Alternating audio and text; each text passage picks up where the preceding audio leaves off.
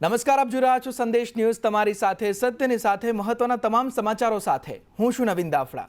સમાચારોની શરૂઆત કરીએ તો નવસારીમાં ફટાકડા ગોડાઉનને લઈ ચક્કાજામ કરવામાં આવ્યો છે। વાંસદાના ઉનાઈમાં એમએલએ અનંત પટેલ દ્વારા વિરોધ નોંધાવવામાં આવ્યો છે। લાયસન્સ વગર ફટાકડાના વેચાણ સામે આ વિરોધ અનંત પટેલ નોંધાવી રહ્યા છે। લાયસન્સ વગરની દુકાન બંધ કરાવવા જતાં માથાકૂટ સર્જાઈ હતી, બબાલ થઈ હતી, ત્યારે મોટા પ્રમાણમાં ફટાકડાનો સ્ટોક કરતા આ વિરોધ કરવામાં આવ્યો છે અને ધારાસભ્ય અનંત પટેલ સહિત ગ્રામજનોએ હાઈવે પર બેસી હાઈવે પર ચક્કાજામ કરીને આ ફટાકડાનો વિરોધ નોંધાવ્યો છે। ફટાકડાની દુકાન અને ગોડાઉન બંધ કરાવવા તેઓની માંગ છે। વાંસદા પોલીસનો કાફલો પણ ઘટના સ્થળે પહોંચી ગયો છે અને મોટી સંખ્યામાં લોકો દ્વારા આ વિરોધ નોંધાવવામાં આવી રહ્યો છે। હાઈવે પર ચક્કાજામ કરવામાં આવી રહ્યો છે અને આ ફટાકડાની જે દુકાનો છે તેને બંધ કરાવવા તેઓની માંગ છે।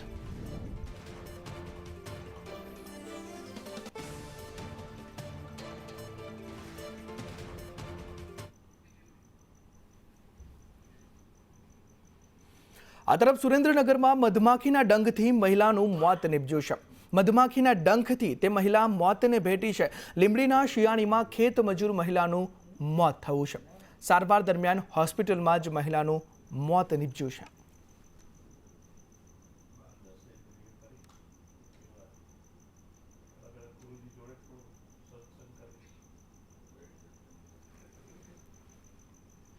વાત જામનગરની કરીએ તો જામનગરમાં પિઝામાંથી જીવાત નીકળી છે। ગ્રાહકે ઓર્ડર કરેલા પિઝામાંથી જીવાત નીકળી આવી છે। પોમોસ પિઝા રેસ્ટોરન્ટનો વિડીયો આ વાયરલ થઈ રહ્યો છે, જેમાં પિઝામાંથી જીવાત જોવા મળી રહી છે। રેસ્ટોરન્ટ સંચાલકની બેદરકારી પણ અહીં સામે આવી છે, ત્યારે આ બેદરકારીના કારણે લોકોમાં પણ રોષ જોવા મળી રહ્યો છે।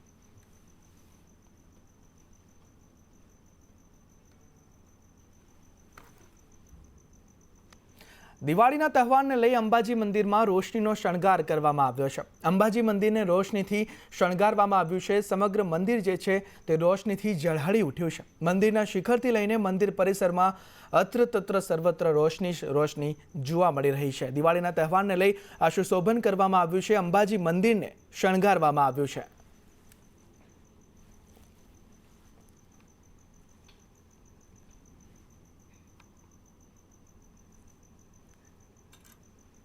આ તરફ ગાંધીનગર અક્ષરધામમાં ભવ્ય દીપોત્સવની તૈયારીઓ તેજ જોવા મળી રહી છે।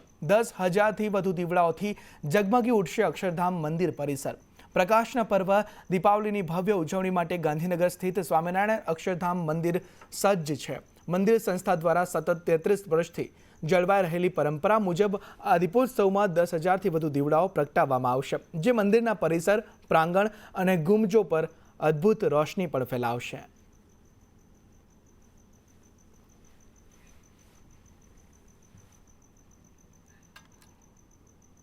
તો દિવાળીના તહેવારોને લઈ યાત્રાધામ શામળાજી પણ રોશનીથી શણગારવામાં આવ્યું છે। દિવાળીના પાવન અવસરે મંદિરમાં રોશનીનો શણગાર કરવામાં આવ્યો છે। ભક્તોએ દર્શનની સાથે રોશનીની પણ મજા માણી છે। ત્યારે યાત્રાધામ શામળાજી અરવલ્લીમાં જે છે ત્યાં પણ દિવાળીના તહેવારોને લઈ મંદિરને રોશનીથી શણગારવામાં આવ્યું છે અને મોટી સંખ્યામાં માઈ ભક્તો પણ શામળાજીના દર્શને ઉમટી પડ્યા છે।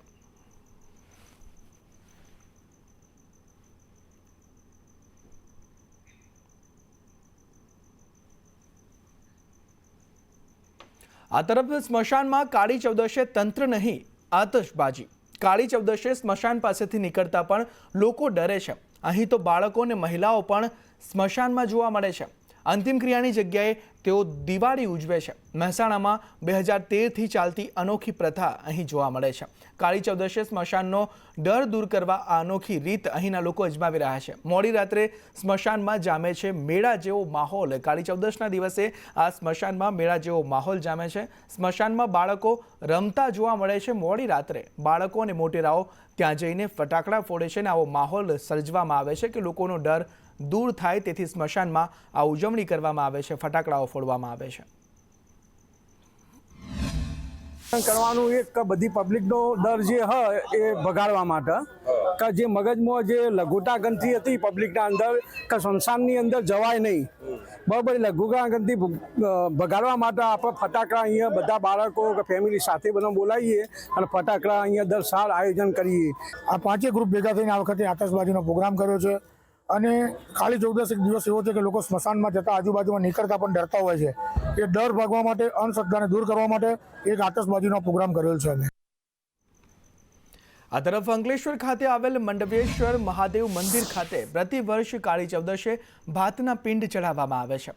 પિતૃઓની શાંતિ માટે આ પ્રથા પ્રચલિત બની છે. સમગ્ર ભારત વર્ષમાં માત્ર 2 જ સ્થળોએ કાળી ચૌદશના દિવસે મહાદેવજીને ભાતના પિંડથી ઢાંકવામાં આવે છે. એક કાશી વિશ્વનાથ અને બીજું અંકલેશ્વર સ્થિત મંડવેશ્વર મહાદેવ મંદિર. કાળી ચૌદશના દિવસે મોડી સાંજે મહાદેવજીને ભાતથી ઢાંકવામાં આવ્યા અને સમગ્ર પિતૃઓની શાંતિ માટે પ્રાર્થના કરવામાં આવી. કાળી ચૌદસ એટલા માટે એને ઉજવવામાં આવે છે કે ઓલ ઓવર ઇન્ડિયાની અંદર 2 જગ્યાની પર પિંડ ચડે છે. એક કાશી વિશ્વનાથમાં અને એક અંકલેશ્વરની અંદર. એટલા જ માટે કારણ કે જ્યાં સ્મશાન પાસે હોય અને ભગવાન શંકરનું મંદિર હોય એવી જ રીતે કાશીની અંદર પણ છે, અંકલેશ્વરની અંદર પણ છે. દર કાળી ચૌદસના દિવસે પિંડ ચડાવવામાં આવીએ છીએ. ભારતની અંદર ખાલી 2 જ જગ્યાએ પિંડ ચડે છે. એક કાશી વિશ્વનાથ અને એક બીજું કે આપણા માંડવેશ્વર મંદિર મહાદેવમાં ચડે છે. એમાં પિતૃઓનું મોક્ષ થાય છે. એમાં ભારત કાળી ચૌદસના દિવસે ભાતની પિંડી ચડાવવામાં આવે છે. અંકલેશ્વર ગ્રામજનો આગલા દિવસોમાં એક મુઠ્ઠી ચોખા આપી જાય છે અને ભારતમાં ફક્ત 2 જગ્યાએ કાશી વિશ્વનાથ અને અંકલેશ્વર રામકુંડ માંડલેશ્વર મહાદેવના મંદિરે ચડાવવામાં આવે છે. આ તરફ પેટલાદમાં છેતરપિંડી મામલે પોલીસે કાર્યવાહી કરી. પોલીસે 10 લાખથી વધુનો મુદ્દામાલ જપ્ત કર્યો છે. જલારામ ટ્રેડિંગના માલિક સામે ગુનો નોંધાયો હતો. વેપારીઓ પાસેથી સામાન લઈ પૈસા ન ચૂકવ્યા. ફરિયાદ નોંધાતા પોલીસે કાર્યવાહી કરી છે અને જે 10 લાખથી વધુનો મુદ્દામાલ છે તે પોલીસ દ્વારા જપ્ત કરવામાં આવ્યો છે.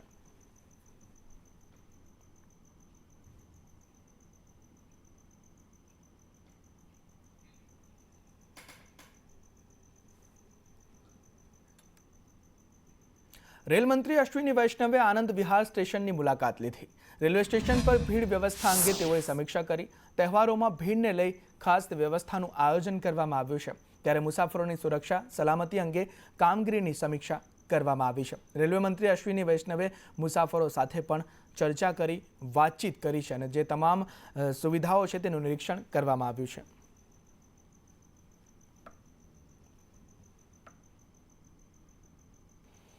રાજ્યમાં માવઠું બેસતું વર્ષ બગાડશે તેવી આગાહી હવામાન નિષ્ણાંત અંબાલાલ પટેલ દ્વારા કરવામાં આવી છે. હવામાન નિષ્ણાંત અંબાલાલ પટેલે આગાહી કરી છે કે રાજ્યમાં માવઠું બેસતું વર્ષ બગાડશે. તેમના મુજબ દિવાળી અને બેસતા વર્ષે માવઠાની શક્યતાઓ છે. ખાસ કરીને 20 થી 22 ઓક્ટોબર દરમિયાન માવઠું પડશે તેવી આગાહી કરવામાં આવી છે. દક્ષિણ ગુજરાતના ભાગોમાં અરબ સાગરના ભેજના કારણે ક્યાંક હળવા વરસાદી ઝાપટા પડી શકવાની શક્યતા રહે છે. પરંતુ ઉલ્લેખનીય છે કે નવેમ્બર માસમાં ભર શિયાળે ચોમાસા જેવું હવામાન થઈ શકવાની શક્યતા રહે. તારીખ 20 થી 22 ઓક્ટોબરમાં દક્ષિણ ગુજરાતના ભાગોમાં લગભગ આહવાના વલસાડ, ક્યારેક તાપી અને નવસારી સુરતના કોઈ ભાગોમાં જ હળવો વરસાદ થવાની શક્યતા રહે. પણ આ વરસાદ બધે ન થાય. દક્ષિણ ગુજરાતના ભાગો, દક્ષિણ સૌરાષ્ટ્રના ભાગો અને રાજ્યના કેટલાક ભાગોમાં દેવ દિવાળી સુધીમાં વરસાદ થવાની શક્યતા રહે. માવઠું આ અચાનક પડેલા માવઠાથી ખેડૂતોના પાકને નુકસાન થવાની પણ ભીતિ છે. તેથી ખેડૂતોને સાવચેતી રાખવાની સલાહ આપવામાં આવી છે.